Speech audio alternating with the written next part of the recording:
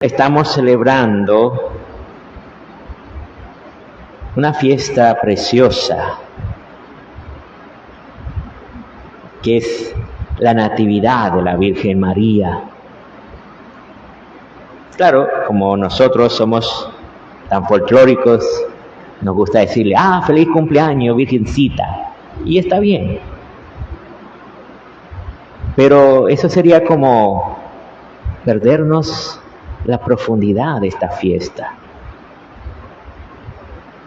Porque fíjense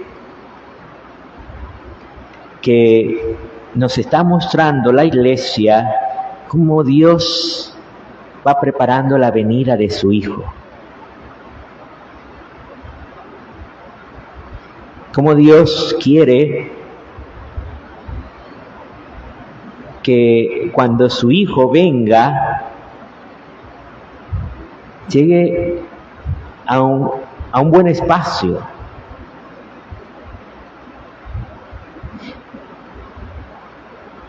La vida de la Virgen María, en la tradición de la Iglesia,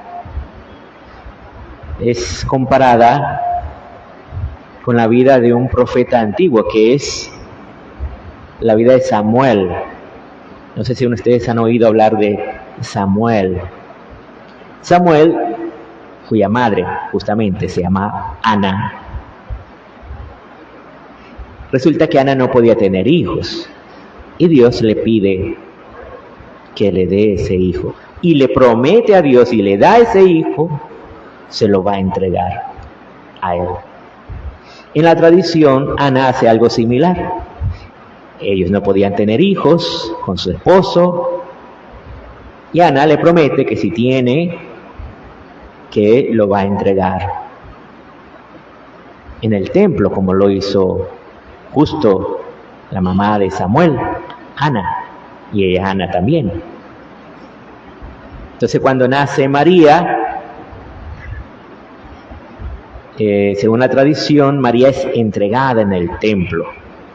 O sea, no es que es presentada a la manera de Jesús, porque la presentación de Jesús fue algo distinto. Jesús es presentado porque Él era primogénito y era varón. Entonces, según la tradición israelita, como el ángel de Dios cuando pasó, mató a todos los primogénitos egipcios, tanto de los hombres como los animales, todos los primogénitos le pertenecen a Dios, tanto de los hombres como de los animales de Israel. Entonces Jesús es el primogénito de José y María. Entonces ellos lo presentan al templo y ofrecen un sacrificio para rescatarlo. En cambio, María no es presentada por esto. María es presentada por la promesa de Ana, que había prometido entregarla al servicio de Dios. Obviamente, como ella era niña, ella no se podía quedar mucho tiempo en el templo. Entonces, después de unos años, ella retorna a la casa de sus padres. Y lo interesante es que ella se une en matrimonio con José. Fijémonos una cosa: José y María se amaban. José y María querían tener un matrimonio normal como todos, porque esa era la mentalidad de esa época y de ese pueblo. En ese momento, muchas mujeres querían ser la madre del Mesías, pero sabían que para ser la madre del Mesías tenían que tener un esposo. Entonces, ellas aceptaban muy bien tener el esposo y así ser la madre del Mesías. Pero cuando aparece el ángel, le dice que ese niño va a ser fruto del Espíritu Santo. Esto le complica los planes a José. No porque José dude de lo que María le ha dicho, pues seguramente ellos conversaron, sino que probablemente José pensaría, si Dios la ha tomado como esposa, porque ahora está esperando un hijo de Dios, yo ahora ¿qué tengo que hacer aquí? No puedo competir con Dios. Imagínate, un ser humano no puede competir con Dios. Entonces él pensaba apartarse. Había un documento que para poder separarse tenía que firmar, que era un documento de repudio. Eso era feo, ¿verdad? Repudio. Por eso lo iba a hacer en secreto, porque no quería que nadie supiera que él había repudiado. Entonces, pero Dios le dice, no, tú la vas a recibir. Este es el punto de la importancia de esta fiesta. Cuando María nace, ella necesita ser acogida. Igual, cuando María está esperando a Jesús, necesita ser acogida. Y esto es lo que la iglesia nos quiere invitar con esta fiesta, a que acojamos a María. Porque solo con la ayuda de María, Jesús puede venir a nosotros. Este es el punto. Necesitamos acoger a María, porque solo a través de María, Jesús llega a nosotros. Por eso es tan importante el papel de María. En el Apocalipsis, cuando aquella mujer es salvada de las garras del dragón, entonces el dragón va, dice, a atacar a sus hijos. Los hijos tanto de la Virgen María como los hijos de la Iglesia.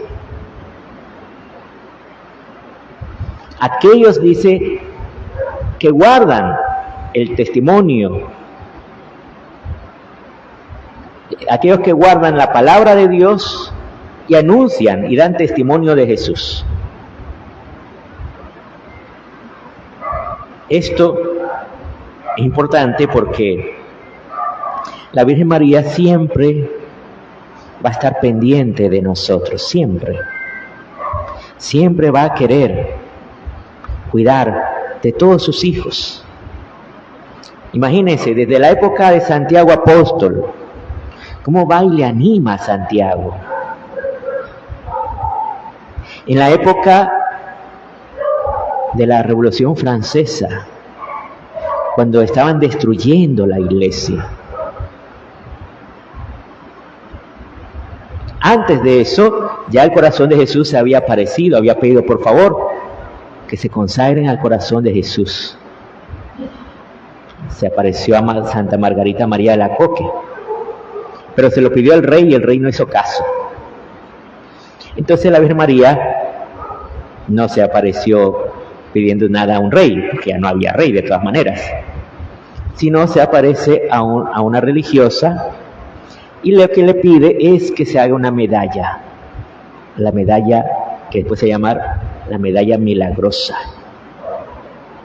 Y el mayor milagro que hizo esa medalla fue que la gente volviera a la iglesia, porque en ese momento ya se habían reabierto las iglesias, porque las iglesias estaban cerradas en toda Francia.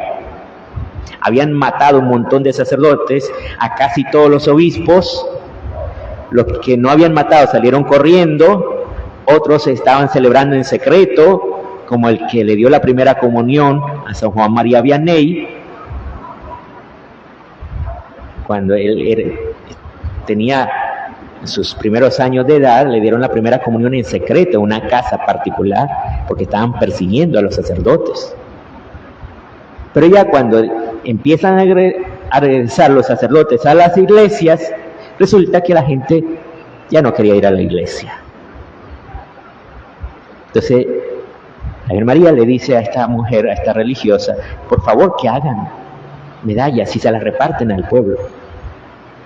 Ella le pide permiso al obispo, el obispo da el permiso, reparten las medallas y la gente volvió a la iglesia.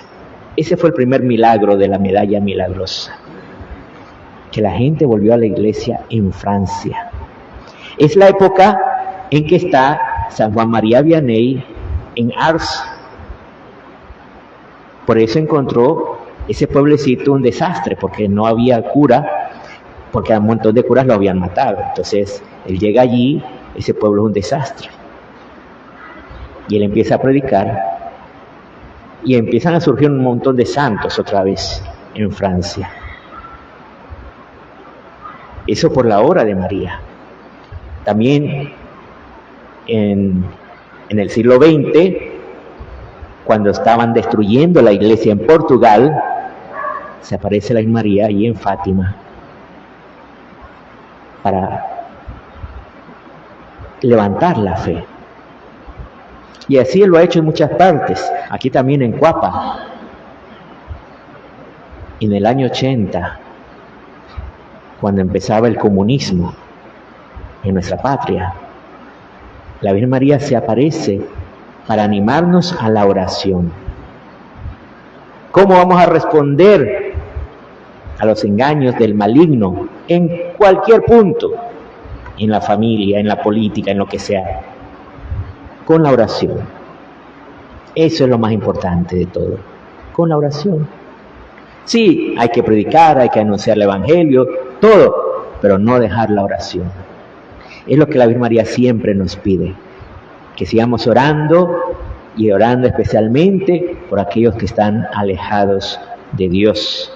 Esto significa acoger a María, esta niña, porque toda su vida fue así, como una niña. Hay una película muy bonita que se llama María de Nazaret. Si ustedes la ven, es preciosa. Presenta a María con una alegría constante. Siempre la ves con una sonrisa. Siempre está feliz. Y no es que nadie le prometió, te haré feliz. No, ella era feliz. ¿Por qué? Porque estaba llena de gracia, llena del amor de Dios. Entonces era feliz. Y así se muestra toda su vida. Incluso cuando muere Jesús, cierto, en el momento de la muerte, obvio, hay un dolor que la penetra. Eso no se puede evitar, es un dolor. Pero después, cuando ya los apóstoles están, cada uno que se quiere ir a su casa, los de Emaús se van a Emaús, los otros se quieren ir a pescar, María le dice, no, mi hijo anunció que iba a resucitar, esperémoslo. Y es cuando vienen las mujeres y dicen, no está el cuerpo, vengan a ver qué pasó. O sea, María siempre va a estar con alegría y con esperanza. La esperanza de que Cristo vence la muerte y nos abre el camino al cielo, a la vida eterna. ¿Cuál es nuestra esperanza hoy, hermanos? Ante lo que vemos en el mundo de hoy, en todo el mundo, no solo en Nicaragua. Nuestra esperanza es que Dios nos ha abierto el camino al cielo, a la vida eterna. Por eso vamos a continuar ahora alabando, bendiciendo, dando gracias a Dios por su bondad.